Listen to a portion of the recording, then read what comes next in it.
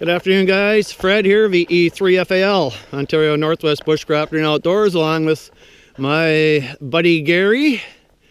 We are out at Pigeon River Provincial Park, is what they call it now. This is formerly the old Middle Falls Provincial Park, where as young boys we spent a lot of time camping here. Gary and his wife also did a lot of camping here back in the day. There used to be a small store. There is a waterfall here. This also takes you, the Pigeon River takes you to High Falls on the American side. It is Sunday, January 21st, and the old ranger station used to be here. This is where the rangers in charge of the camp would stay, was in here where the ranger camp is.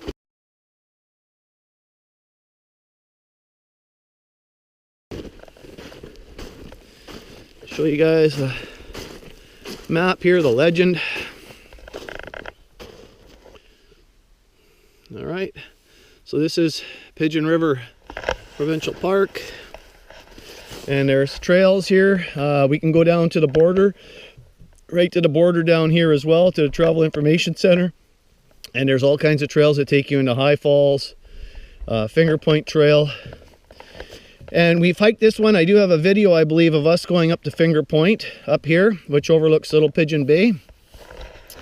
All right, so what we're going to do is we're going to head in here. All kinds of lookouts. Middle Falls here, La Verande Provincial Park. Here's Middle Falls parking. This is where we are right now. It says here both Middle Falls, 6 meters to 20 feet, also known as Little Falls, and the more impressive High Falls, 28 meters 92 feet, were formed by the waters of the Pigeon River, flowing over more resistant vertical rocks known as dikes. The short walk along the old campground road will bring you to Middle Falls. So they used to do a bunch of logging here as well back in the day. The Pigeon River, they would send the logs down to High Falls. They'd come down through High Falls out into Lake Superior, and they would then take it from there to the mills in the city.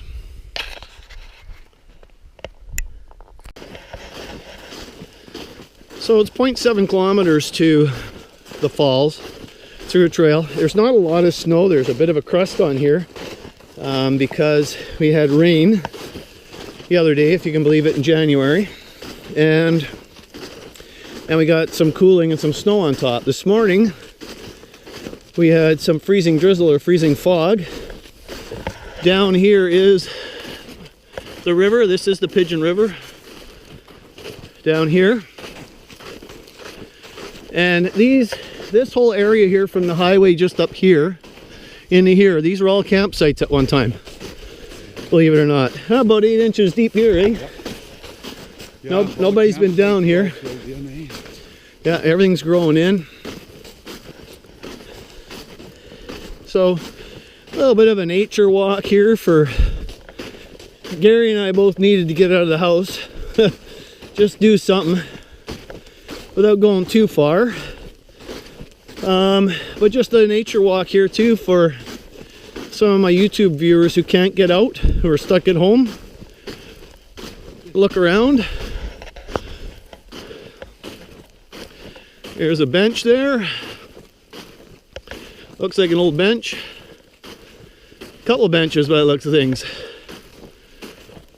I want to give a shout out to another YouTube channel, Minnesota, to Wolfpack Woodcraft. Check out their channel. He's lives in Minnesota, goes through the same kind of winters and weather that we do. He's got some good tips, so go check him out as well. Once again, that's Wolfpack Woodcraft, so check it out.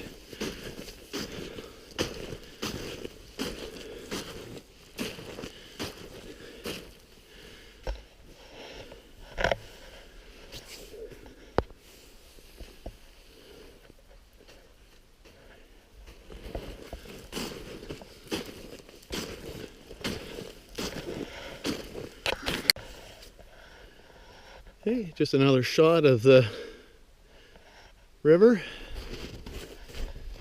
This river wasn't very deep. I mean, there's deep spots in it, but it wasn't very deep. Lots of crayfish here. I remember everybody crayfishing all the time in here. Wave, Gary.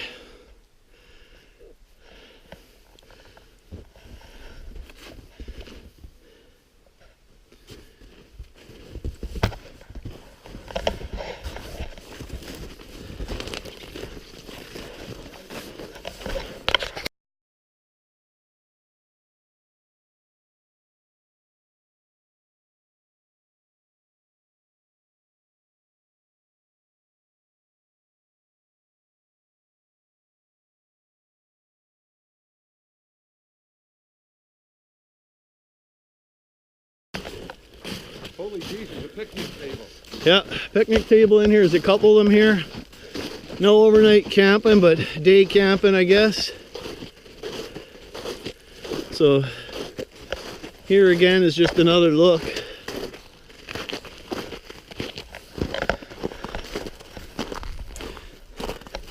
So right across the river here basically is the American side.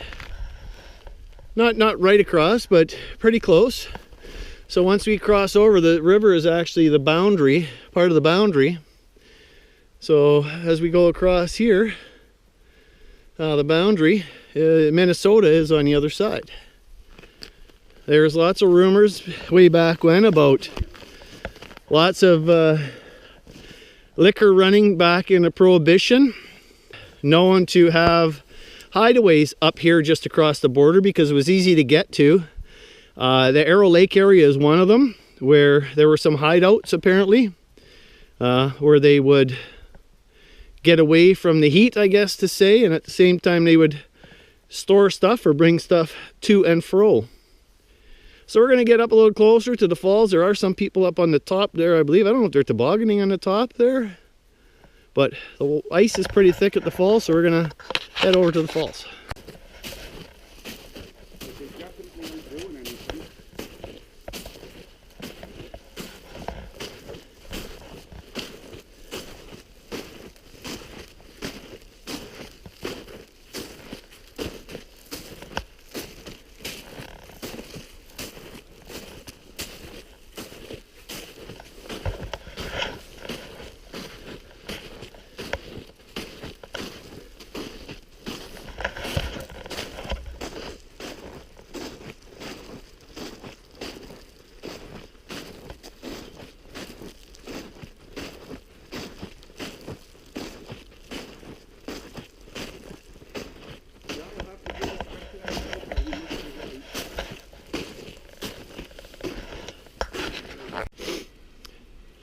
All right, so this placard says the Grand Portage.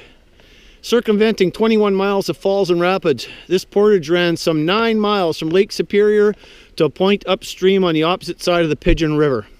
It was first mentioned in 1722 by a French trader named Jean Pichot, following its use in 1732 by La Vérendrye.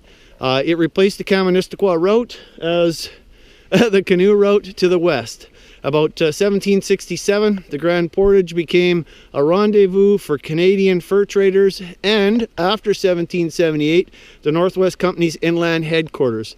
By the Treaty of Paris 1783, the portage fell within American territory in 1803. The company moved its headquarters to Fort Kaministiquia, known as Fort William, and the Pigeon River route was then abandoned. So, we go across the river this way.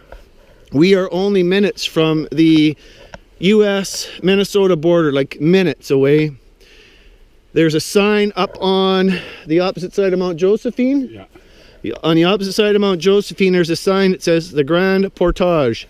That 9 miles, was it 9 miles? 21 miles at the top. 21 miles, that's Falls and Rapids, but it says here somewhere mentions... Oh, 9 miles from Lake Superior to a point upstream. So 9 miles, the Grand Portage, when they're talking about the big one, if you read different folks, different posts, when they talk about the big one, this is the big one that they talk about just south of us, coming from this side to the American side when they used to come up with the furs.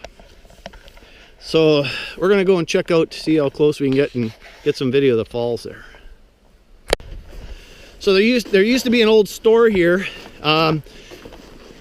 Ristimackis ran it for years, and I can't remember who the others are, but Ristimackis come to mind. The old store that was here had all kinds of souvenirs. There used to be like a sunken gardens here years ago too. This was just a hopping place many years ago. This park, it was out of town, out of the way, so there were a lot of locals that stayed here. Yeah, right up until about it would have been the 80s actually. Yeah. Because I was still camping here back in high school, and I graduated in '83, so yeah, up into the 80s it was still a park. Well, I was here in '86, '87, so there you go. So this used to be, like I say, this was a hopping place. So this is Middle Falls, and of course further downstream is High Falls. So let's see how close we can get, or where we can get.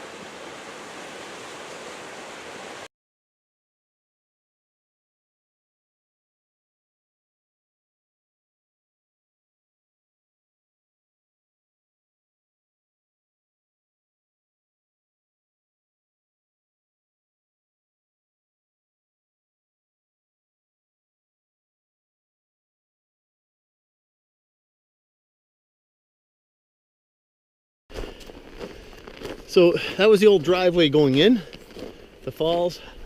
And all down here used to be camping. How many sites were in here, you remember?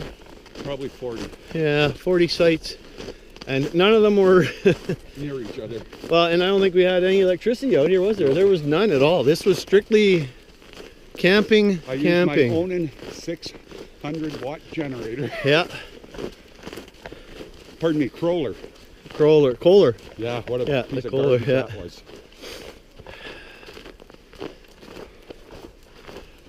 But she's grown in. Terribly grown in.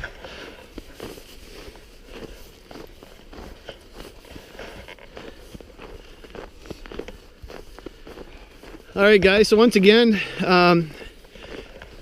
check out Adventure North, his webpage from Sweden. Don't forget to check out my buddy Lars, Survival Russia, my buddy Mark out there in Quebec, Adventure Time Outdoors, and also don't forget to check out Wolfpack Woodcraft, as I said earlier, down in, I believe he's in near Alexandria, or is in Alexandria, Minnesota. Check his channel out. And like I say, there's tons of Canadian channels. I said in my last video, I Am Outdoorsy, Crownland Canuck, whole bunch of them, Camper Christina, Wild Yam. I mean, there's all kinds. So check them all out. Give them the thumbs up, subscribe. Some of us are just doing it to have fun, so it's not a big deal. But don't forget to check some of these other folks out on YouTube. And Gary and I, like I said, just come out for a short walk, short hike, just to get out, get away. Beautiful day, -6 today. We had, they say, freezing drizzle this morning, some ice fog, and well, here we are. So thanks for watching, guys. This is Fred along with Gary here. Fred VE3FAL from Ontario Northwest. Bushcrafter and Outdoors saying 7-3 guys. Catch y'all later.